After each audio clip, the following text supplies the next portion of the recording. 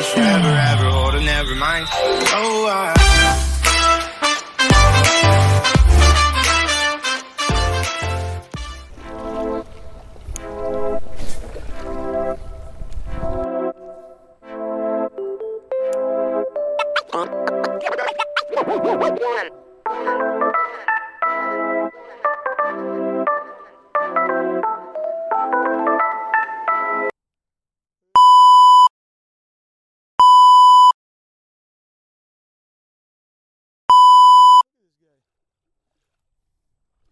Ain't you a little trooper?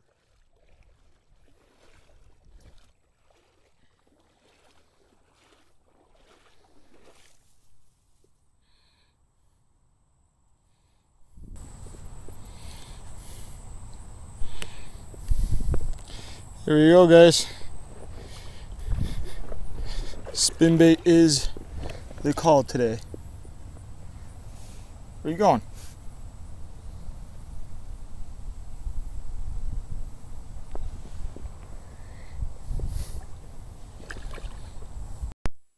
Alright, what's going on? Sorry that I don't have a hat on or sunglasses. I know, this might be the first time you guys actually ever seen me speak without a hat or sunglasses on. Actually, I know that I've done videos without sunglasses on. You just have not seen me without a hat on. Yeah, I'm balding. Been balding for a while. But just kind of wanted to talk to you about the Bark River a little bit. I thought this was a good opportunity to talk about it. This is actually going to be, obviously, if you look outside, it's a lot later in the night. But as you guys saw me catch that rock bass with the spinnerbait earlier in the video. I did say it was a spotted bass. It's not a spotted bass. It's a rock bass, and a good sized rock bass. I mean, it, as you guys saw, straight up swallowed the spinnerbait, and that was cool to see. I don't know if I got it on film, where I could actually, I literally, from where I was sitting, I actually got to see his mouth come out from underneath the trees and strike the bait. And I honestly thought it was a largemouth, like just how big the mouth was and how it came up like that. I thought it was so cool. But I really want to like the Bark River for multiple reasons. You know, one, it's just teeming with life. You have so many different kinds of fish there. You have, you know, the common carp, you have northern, you have smallmouth, you have largemouth, you have spotted bass, you have rock bass, you have bluegill, you have these, I don't know the actual name of them, but they're these little suckers, and a lot of people will actually use them for bait for muskie in the area, and you can catch them off the bottom. They just sit there, and there's some pretty good sized ones in there. They're actually a really kind of a cool pattern fish. There's ones that have some spots, and then there's other ones that, you know, they have a stripe in their back that almost look like a tiger. At first I thought it was a bowfin, but they actually are not. I actually got really close to one and got to see kind of what its mouth was like, and it was a sucker to my surprise. But like I said, there's just so much life in this riverside. That's why I really want to like this river system. Which brings me to the kind of the second part of what I'm trying to say, is that I do believe that this river is awesome during smallmouth spawn. And for those of you who do not know what, you know, time of year the smallmouth spawn is, it's roughly right around the June to July time, where they actually make their way up into these rivers and they spawn, and they kind of stay there until about, you know, August, and then around August time they start really pushing themselves out to the lake. It's an awesome opportunity for not only other fishermen to experience the river, but those of you who have children that come and want to teach them something, or want them to see, you know, this kind of river system.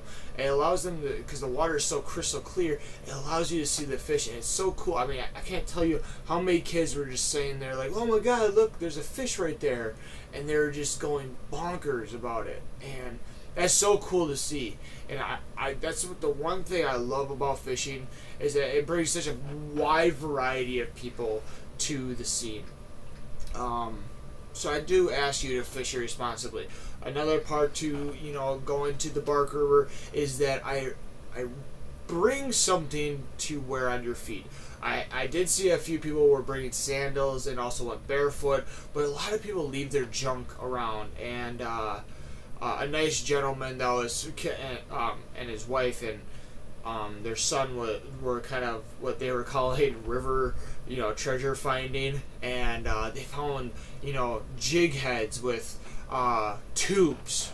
I kid you not, like this long and like this thick, and just the biggest bait you could have ever seen in this river. And it still had the hook in it, and like if you step on that, obviously it's not going to be fun. But there's other stuff too.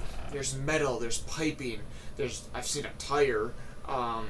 People leave just junk in that river, and that's another terrible thing, because like I said, it's such a pretty river. So it brings protective footwear.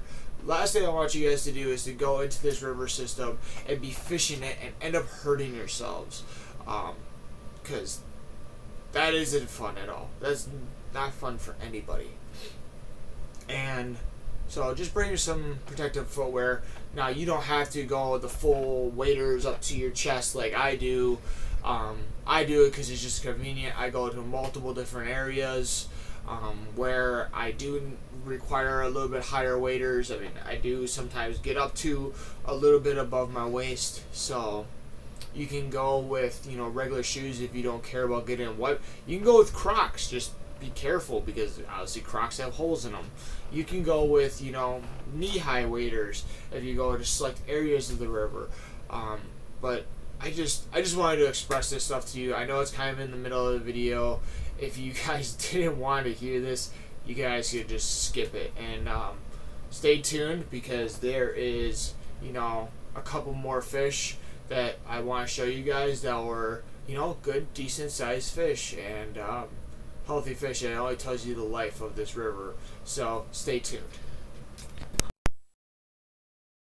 Morning. It's roughly at around 6:50. We're going to get out there and do some top water first, and then go from there and use the baitcaster.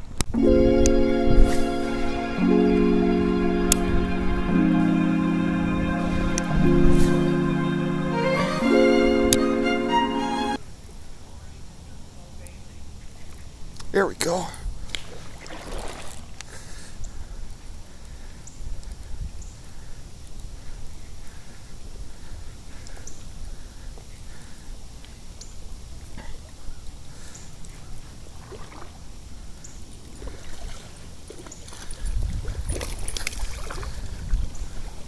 Come here. I don't know. I think it's a smallmouth. Pretty looking smallmouth. Yeah, this is a good size.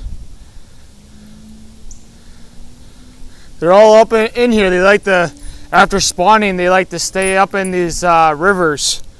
I've seen a lot of really good sized ones.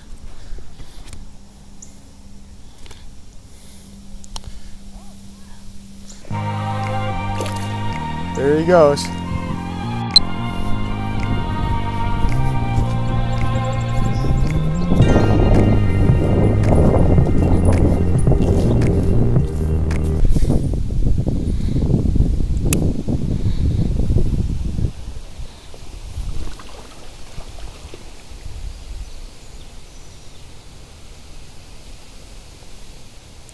Oh, hey. Here we freaking go.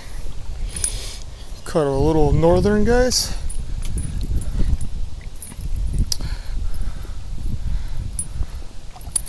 Knock it off.